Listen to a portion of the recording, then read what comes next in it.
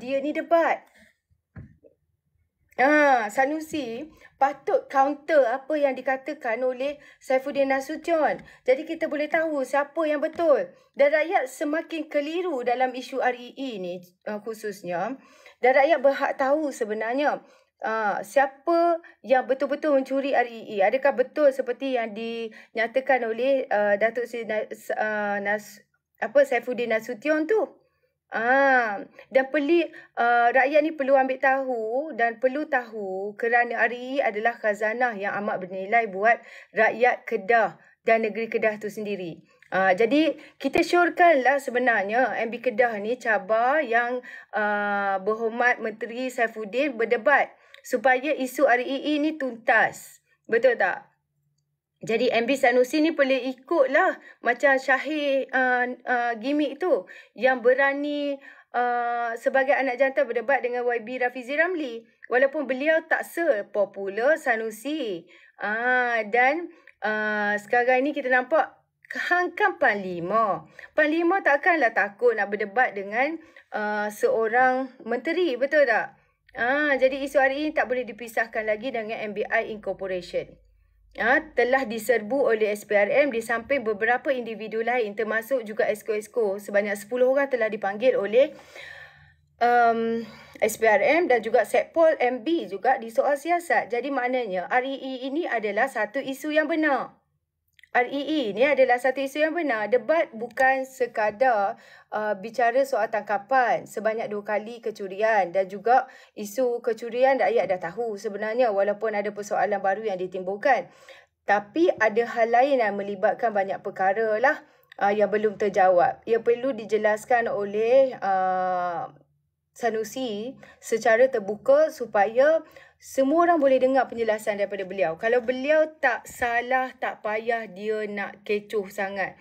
Sebab sekarang ni nampak macam kecoh sangat lah. Seolah-olah dia mangsa pula. Jadi menjawab naratif terbaru, pelipur lara Sanusi ni, dia dah jadi pelipur lara. Dalam ceramah baru dia, dia kata Datuk Seri Anwar Ibrahim bawa seorang ahli perniagaan dari Indonesia. Namanya Riza Khalid berjumpa seseorang seperti yang saya katakan tadi. Jadi pertemuan ini berlaku sebelum PRU 15. Sanusi kata Anwar bawa Pak Riza ini jumpa seseorang tu ke Kedah untuk minta lesen REE. Riza Khalid ni, aku nak beritahu hampa, dia ni legit punya businessman, bukannya scammer, bukan geng bawah meja. Bukan direct nego bawah meja. Dia salah seorang individu terkaya Indonesia. Jadi Nusi ni boleh refer Sultan as seseorang saja. Sebagai seseorang. Dia kata bawa jumpa seseorang. Padahal bawa jumpa Sultan. Kau ajak tak? Kau ajak. Aku nak tanya hampa. Okay. So, aku nak beritahu lah satu perkara. 6 bulan lepas, kalau sebelum PRU 15, dia bawa jumpa Pak Riza ni sebagai seorang tycoon. Bawa jumpa Duli Yang Maha Mulia Al-Minul Karim Sultan Salihuddin Ibni Almarhum Sultan Balishah. Aku baca nama penuh lagi Sultan Negeri Kedah Darul Aman. Saya baca 2 Oktober 2022. Ke bawah Duli Yang Maha Mulia Al-Minul Karim Karim Sultan Salihuddin Ibni Almarhum Sultan Balishah Sultan Negeri Kedah Darul Aman perkenan menerima mengadap daripada Yang Berhormat Datuk Seri Anwar Ibrahim, Ahli Parlimen Port Dickson bersama Encik Muhammad Riza Khalid daripada Global Energy Resource hari ini. Dalam sesi mengadap tersebut, Datuk Seri Anwar dan Encik Muhammad Riza turut mempersembahkan cendera kenangan kepada baginda Tuanku Sultan sebelum berangkat pulang. Okey, baik. Daripada 2 Oktober 2022 ni sebelum PRU, kau kata Datuk Seri Anwar Ibrahim telah bawa seseorang berjumpa dengan Sultan Kedah dan kau anggap itu berkenaan dengan REE. Itu adalah satu tuduhan pertama sekali. Dan bukankah dah ada gag order berkenaan dengan kau tak boleh nak sebut nama Anwar pun? Kan? Okey, lepas tu kalau daripada sebelum PRU Datuk Seri Anwar pergi menghadap Sultan Kedah membawa seorang jutawan minyak. Kalau kita fikir secara logik, Datuk Seri Anwar tahu ke dia akan jadi Perdana Menteri lepas PRU 15? Yang kau nak tuduh dia tu. Dia tak tahu pun dia akan jadi Perdana Menteri. Kau nak kata, oh dia dah lama dah rancang daripada 6 bulan lepas, berapa bulan lepas. Dia pun tak tahu dia akan jadi Perdana Menteri lah. Dia bawa orang tu jumpa untuk pelaburan, untuk bawa ke Kedah, untuk pembangunan negeri Kedah. Bawa masuk pelaburan untuk Kedah. Tiba-tiba, oh dia ada scheme of thing. Apa ke benda lah kau ni? Kalau macam tu, kenapa Datuk Seri Anwar Ibrahim tak pergi melombong tempat lain? Kau ingat? Di Kedah aja ada RE. Dasar lebay kelarah. Lebay kelarah lagu tu lah. Dia tamak tau. Habis benda dia nak tu.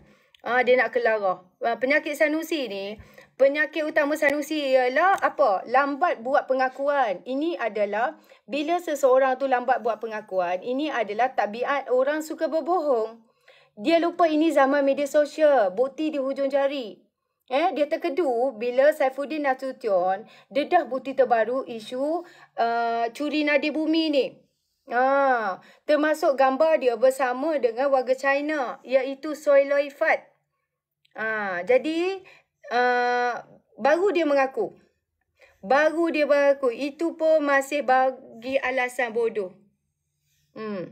Dia kata orang itu tak tahu bahasa Inggeris dan bahasa Melayu, maka tidak bincang apa-apa. Susah ke nak cari penterjemah? Dia bahasa Mandarin je kau. Aku pun boleh jadi penterjemah kalau kau nak. Mandarin je pun. Bukan dia cakap bahasa alien. Jadi sebelum tu, dia nafi pernah naik helikopter. Bila viral video dia pula naik helikopter, apa dia nak jawab? Takkan dia naik UFO? Kan? Cukuplah Sanusi. Jangan suka membodohkan orang. Walaupun tu dah, otak dia aku rasa dah jatuh ke bawah dah nampaknya. Sebab kau. Kau tu membodohkan walaupun ni. Parah sangat ni. Kesianlah kat mereka sama. Sebab mereka ni kadang-kadang nampak sangat mereka punya fikiran tu macam tak berapa nak logik. Sebab apa? Sebab pembodohan yang dibuat oleh hampa lah. Jadi, bagaimana kita nak kata? Islam, okey lah. Tak apalah. Jangan masuk ke situ dulu lah. Jadi, tak tahulah Sanusi ni. Dah biasa berbohong tau. Jadi, bila begitulah orang kata. Sebab tu aku berpantun lah itu. Siakat senohong ikan duit. Bercakap bohong lama-lama mencuri. Kan? Jadi inilah, sebab itulah kita desak adakan debat. Dia tak mau buat debat sebab biasalah dia depan rakyat dia takut. Bila ada dua hala, dia tak berani. Dan Sanusi ni memang dia lambat buat pengakuan sebab itu tabiat orang suka berbohong. Orang suka berbohong ni, dia akan berdalih. Dia akan berdalih selagi boleh. Jadi sekarang ni kita tengok pemimpin pembangkang sangat terasa dan dengan kerja kuat dan kemarahan pasukan PMX yang jauh meninggalkan kerja prestasi kerja kerajaan terbuat atas 33 bulan yang dia orang rasa dia orang ni hebat memerintah dulu. Dan sekarang ni kalau kita boleh lihat gerak kerja temu rakyat dan dengar terus masalah rakyat dan kemudiannya kumpul data untuk memberi khidmat terkesan yang berkesan telah banyak memberikan saya rasa benefit untuk rakyat dan juga kelebihan kepada Kerajaan Perpaduan Madani. Dan apabila PMS banyak jumpa rakyat Sabah Minggu dan dengar serta berjanji selesaikan setiap masalah rakyat, maka mereka pemimpin PM ni termasuk sekutu bekas PM7 dan PM8 ialah PM4 PM4, PM7, PM8 orang sama lah kan. Dia orang ni cari akal untuk mengelirukan walaun, mengelirukan macam-macam bunga ni, itu dengan melakukan PMX, melabelkan PMX ini sebagai pembohong lah. Bila ditanya tang mana yang PMS bohong, tang mana yang PMS janji palsu, cepat-cepat sebut. Hari ni saya akan sumpah, esok saya umum harga minyak turun. Itu yang diulang-ulang oleh walaun sampai Abang Jamil. Jadi bila ditanya, bila pula PMS sebut tu? Mereka tak jawab. Sebab kata-kata PMS tu disebut masa kempen PRU 12 yang lepas. Masa tu memang boleh lah sebab hutang negara tak banyak lagi. Dan boleh tambah kepada subsidi dan harga minyak pun boleh stabil. Dan 2 malam lepas Muhyiddin sebut PMS pembohong, malam tadi pun Tuan Ibrahim Tuaman sebut perkara yang sama. Dan isu minyak inilah yang diulang kata PMS pembohong. Sanusi tak payah kata lah. PMS pembohong tu modal utama dia. Kalau inilah standard pemimpin pembangkang dan penyokong pula terima bulat-bulat tanpa diproses dalam otak masing-masing, maka pembangkang ini langsung tidak membantu rakyat dalam menangani kos sara hidup rakyat ataupun menghapuskan kemiskinan sama sekali. Sepatutnya pembangkang kena desak kerajaan supaya melakukan sesuatu yang lebih berfaedah untuk rakyat dan sebagai semak dan imbang, tapi mereka jadi makin tidak rasional lah kita nampak apabila PMS ni berjaya bergerak lebih pantas, berjaya menyelesaikan isu-isu rakyat. Dan sekarang ni ada pula inisiatif-inisiatif yang kalau budak tak mau sambung belajar dah dan diorang ni tak result pun tak semengah mana, dia buatkan satu inisiatif yang saya sebutkan tadi. Inisiatif yang baru saja dilancarkan. Gaji 2,000 pula tu sebulan untuk akademi tu. Academy in Industry. Maknanya latihan industri sehingga 18 bulan dengan tawaran gaji 2,000 sebulan. Bayangkan, itu adalah latihan industri. Maknanya belajar sambil bekerja dengan tawaran gaji 2,000 sebulan. Permohonan dah dibuka pun sekarang. Ya. Tak, kita lihat kerajaan mana yang lebih cakna kepada rakyat ini, kepada anak muda. Bayangkanlah, diorang tak pernah terfikir pun untuk mewujudkan sesuatu yang macam ini. Untuk membantu budak-budak yang tak minat dan belajar. Takkan diorang nak jadi food panda rider, grab rider sampai bila? Dia kena ada kemahiran. Jadi kemahiran dia juga mungkin diperlukan untuk luar negara juga. Ya. Sebab itu kata-kata Sanusi dia nafi. Kita nak heran apa dia nafi? Sanusi nak nafi. Dari awal daripada dia jadi MB, memang operandus dia, modus operandi dia, lagu tu, play victim. Dia akan play victim selagi dia boleh play victim. Ingat tak test drive Raptor di Auto City tu, dekat Juru tu. Tahun 2021 musim PKP ada orang rekod video pasal Sanusi test drive Raptor melanggar PKP dan total lockdown. Setpol dia masa tu Afnan Hamimi pun beberapa status penafian telah dibuat dengan tegas katakan itu adalah fitnah. Afnan lah ni dah jadi ahli parlimen Al-Ustaz. Afnan Hamimi ni. Okey, jadi dia kata Sanusi tengok dari luar je, tak masuk pun dalam kereta tu pun. Apatah lagi nak test drive. Habis berlonggok walaun semua. Attack akak tu, yang tukang rekod tu. Kesian gila dekat akak Nini tu. Mereka lupa dekat Auto City Juru Penang tu ada CCTV. Dan polis boleh cek. Sebab benda tu jadi kes polis. Jadi akak tu pergi report polis dan sebagainya. Jadi dah member tu badan pun lebar lagu tu racam lah. Badan kalau lagu orang lain memanglah kata ya dak dia ni dah dia tu jalan pun orang kenal jalan dia tu tergedek-gedek lagu tu pun orang kenal dah. Lebar macam tu. Bukan tak kenal. Bukan ramai pun saiz lagu tu. Lepas tu lepas tu orang tu pun masuk dalam reaktor tu. Masuk dalam reaktor lepas tu test drive. Memang kantoi lah. Kena compound atas kesalahan pandu uji kenderaan semasa total lockdown PKP. Jadi nak heran apa Nafi apa bagai nak cover punya pasal. Mula kata tak ada warga China masuk di MBI bab REE ni. Dia kata tak ada. Mana ada?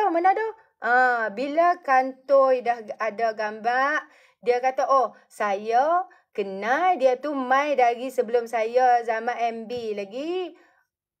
Dandan pula dia kata orang dari China tu mai jumpa dia dengan peguam. Peguam tu pula dia kata kawan Saifuddin. Tak tu dia punya kona. Dia punya kona. Lepiak kona kona dia.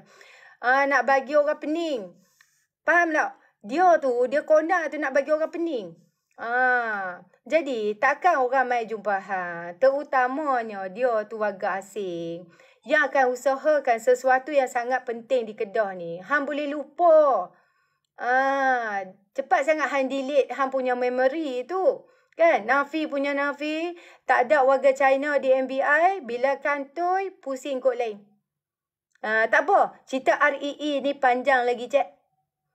Sahabat Sakna. Banyak lagi. Banyak lagi versi-versi dia. Yang akan dibongkarkan. Okey. Maila nak naik. Nak naik Maila. Hari ni tak boleh sembang lama-lama seorang-seorang.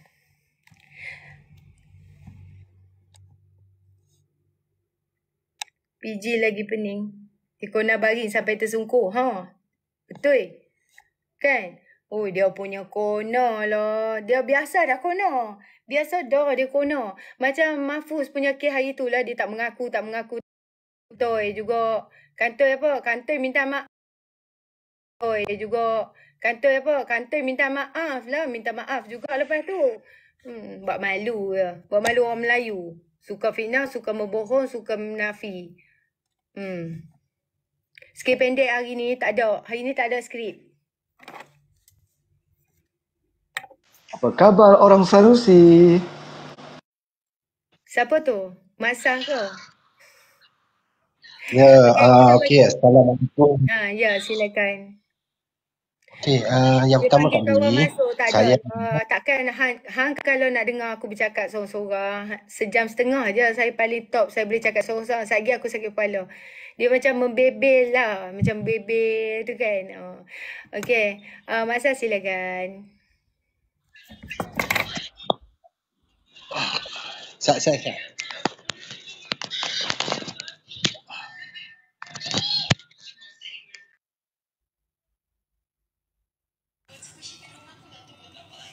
Loh, kita kena tunggu dia pula.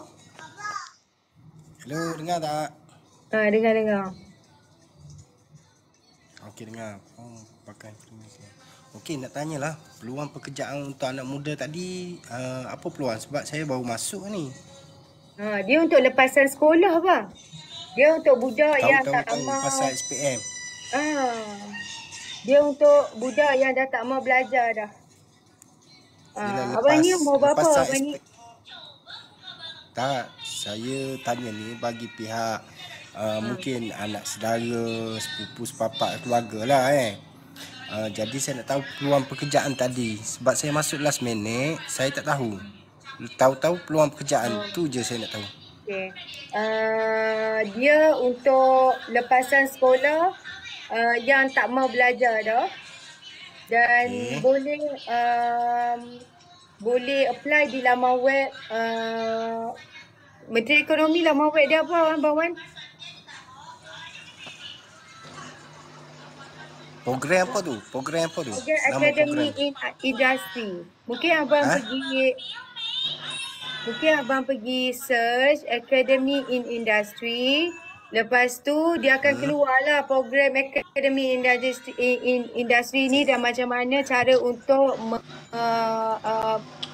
apply. Facebook Rafizi ada katanya. Facebook Rafizi boleh buka. Dia akan bagi link kat situ. Okay, sebab saya tahu. dalam ini program ni latihan industri ni dia macam belajar sambil kerja ni 18 bulan dan gaji dia beri 2,000 sebulan. Banyak dah tu untuk orang yang tak ada apa-apa sijil kan. Lepas tu belajar sambil kerja pula tu. LDI atau latihan dalam industri LDI. Ya. Same thing lah, same thing but different pronunciation. Dalam bidang tu apa yang dia buka tu? Saya tak pasti bang. Abang kena semak balik lah. Ada hak umur tak? Terbuka kepada lepasan sekolah. Tak kira lah umur 20 ke. Saya rasa ada lah. Tengoklah syarat-syarat dia nanti. Sebab saya yang tu yang menariknya saya tengok tadi, Ya. peluang pekerjaan kepada anak muda saya nampak menarik sebab saya sedikit sebanyak saya tahu untuk peluang pekerjaan kalau dalam sektor binaan IBM ada buat. Saya rasa bang, saya rasa pelbagai sektor, binaan, mekanikal, engineering, wiring, banyaklah sebab 200 syarikat yang menyertai. Okeylah. Dia yang ni saya tak tahu sangat. Saya ulang balik pencerahan yang saya bagi tadi, boleh tak? Okey, Boleh. pertama sekali untuk abang dengarlah apa ke benda ni kan? Abang kata benda apa? Academy in Industry ni, AIL ni apa dia kan? AIL ni ia program untuk anak-anak muda lepasan sekolah yang tak mahu sambung belajar lagi. Dia beri peluang kepada anak muda untuk cipta masa depan yang lebih baik, menjadikan anak-anak muda sebagai tenaga mahir Malaysia sekaligus visi kerajaan hari ini untuk mengurangkan kebergantungan kepada pekerja asing. Dan program ini ambil masa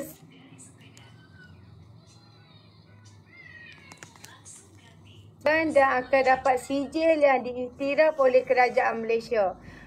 Jadi pada umur 18 tahun boleh mulakan kerjaya teknikal dan memiliki sijil kemahiran Malaysia iaitu SKM.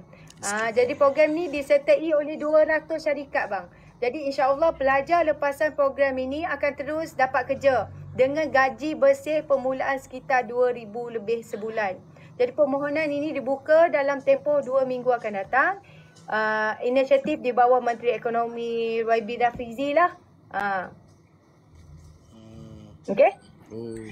Faham. Program tu sama dengan sekolah vocational IKM, IKBM ataupun IBM. Institut Bina Malaysia. Tak sama bang, tak sama. Tak sama? Program tak sama. Oh iyalah, program tu di upgrade sedikit lah. Faham. Produk hampir sama tetapi di upgrade lagi lah, ditambah baikkan. Faham. Tak IKBM apa semua yang abang kata tu dah ready ke syarikat-syarikat yang nak ambil dia orang ni bekerja? Ya, okey. Dia bukan kata kalau student satu sem tu 20 orang, tak semua Siapa akan dia dapat pula? kerja kat situ 20 orang.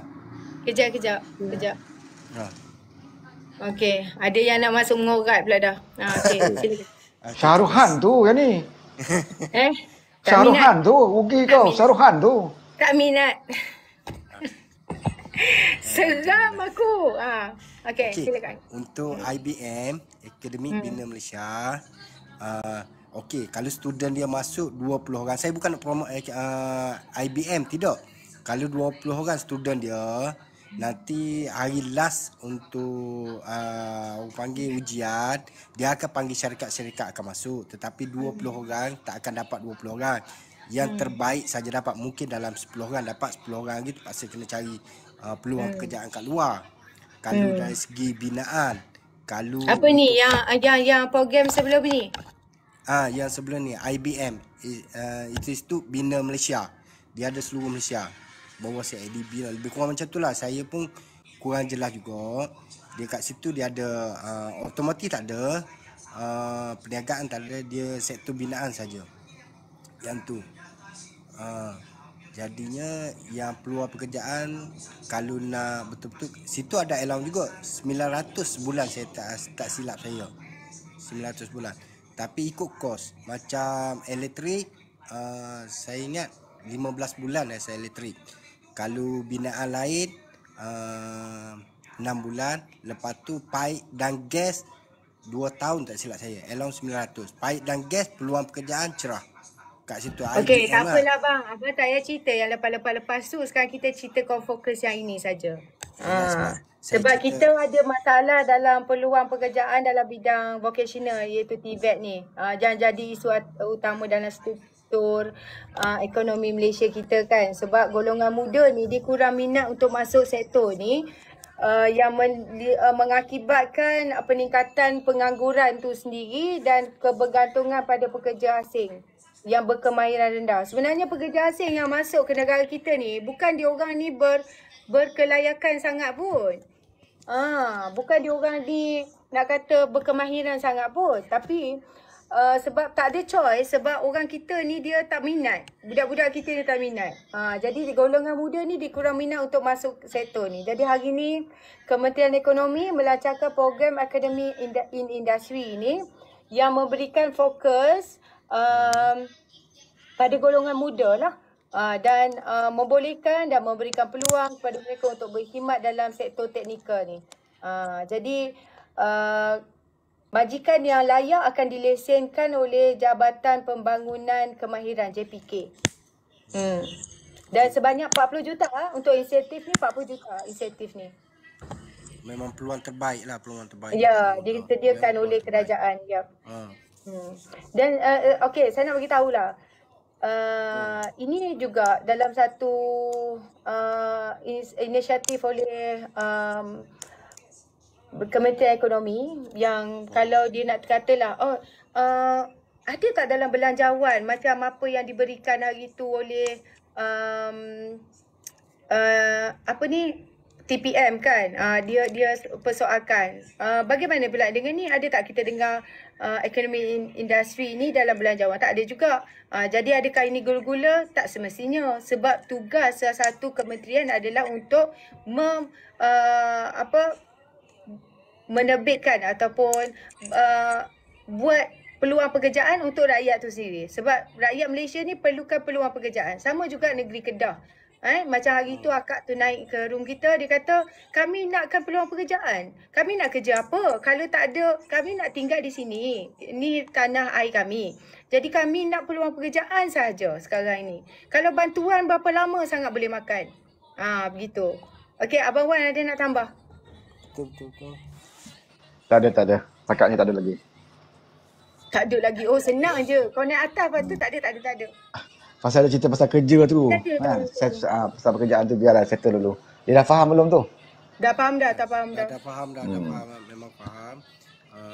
Yalah, nampak apa yang kerajaan buat ni terbaik lah dia nampak, walaupun tak ada dalam belanjawan, dalam bajet, dia rasa bertanggungjawab untuk menyelesaikan isu ni. Okeylah, saya sokong 100%. Okey, baik. Saya nak Abang Wan komen berkenaan dengan dengan Sanusi ni, Abang Wan. Silakan. Sanusi ni kena ulang banyak kali pun tak jemu kan? Tak jemu. Seriously, aku suka cakap pasal dia. Sebab dia terlondeh hari demi hari. Best. Tapi modal dia nak serang tu, dia macam peluru kapur lah Dr. Saifuddin. Bila Saifuddin hari-hari dondehkan dia nak serang balas. Tapi serangan dia tu macam peluru kapur, kata Saifuddin. Tak mengena sasaran lah. Kan?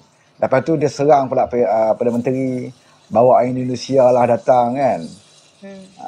Sebab dia nak lindungi yang banyak benda yang dia dah kantoi sebenarnya. Apabila dia cakap orang dapat tengok dia menipu, dia tak kenal Cina, dalam sekali kantoi gambar dia dengan Cina tu. Jadi banyak benda yang dia nak kena cover dan tak ada pilihan, dia terpaksa jugalah serang. Walaupun serangan dia tu memang meleset lah kan. Kes mahkamah dia nak kena hadapi juga kan. Beberapa orang kawan-kawan rapat dia pun dah dipanggil SPRM. Dan warga Cina tu tak salah dia dalam tahanan lagi sekarang ni. Seorang lagi tu dah cabut mana, dia ada dua orang. Wan, saya kesian lah dekat mamat kat bawah Walaun ni, dia tak berani nak naik. Tapi tak apalah. Rizal Calik tu dibawa menghadap Sultan Kedah dan Sanusi dikatakan refer Sultan Kedah tu sebagai seseorang je. Apa pandangan Abang Wan? Kalau Sanusi yang cakap macam tu aku tak pelik. Memang Sanusi kita kenal tu, dia punya akhlak dia macam mana, adab dia macam mana kan. Kalau dah dia kata kepada bapak hang itu satu pujian, nak kata apa lagi dia? Dia tak mengaku salah. Sepatutnya dia mengaku salah lah apa yang dia pernah sebut. Dia cakap kasar, tapi dia tidak mengaku salah, bahkan dia mengelirukan orang.